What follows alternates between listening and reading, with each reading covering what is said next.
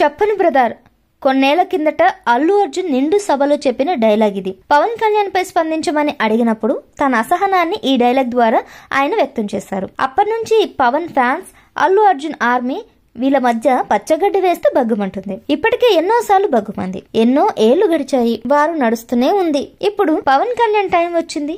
చెప్పను బ్రదర్ అంటూ నేరుగా చెప్పకపోయినా బన్నీ గురించి మాట్లాడనంటూ నేరుగానే మీడియా ముఖంగా చెప్పేశారు పవన్ కళ్యాణ్. దీంతో అల్లు అర్జున్ కు ఇన్నాళ్లకు పవన్ కళ్యాణ్ కౌంటర్ ఇచ్చారని చెప్పుకుంటున్నారు అతడి ఫ్యాన్స్. సంజయ్ థియేటర్ తొక్కిసలాట ఘటనలో అల్లు అర్జున్ ను A11 నిందితుడిగా చేర్చారు. పోలీసులు అతన్ని అరెస్ట్ చేశారు. ఒక రాత్రి జైలు కూడా పెట్టారు. మధ్యంతర బెయిల్ పై బయటకు వచ్చిన అల్లు అర్జున్ ఆ వెంటనే తన మామ చిరంజీవిని కలిశారు. అటు నుంచి అటు నేరుగా వెళ్లి నాగబాబును కూడా కౌగిలించుకున్నాడు. అలాగే మెగా కుటుంబానికి తనకు మధ్య ఉన్న గ్యాపులు తగ్గించే ప్రయత్నం చేశాడు అల్లు అర్జున్. నాగబాబును కలిసిన తర్వాత చాలా మంది అదే ఊపులో పవన్ ను కూడా కలుస్తాడని అనుకున్నారు. బన్నీ కూడా ఆ దిశగా ప్రయత్నం చేసినట్లు వార్తలు వచ్చాయి. కానీ ఇప్పటి వరకు పవన్ కళ్యాణ్ అపాయింట్మెంట్ ఇవ్వలేదు. పైగా ఘటన జరిగి ఎన్ని రోజులైనా దీనిపై స్పందించను లేదు.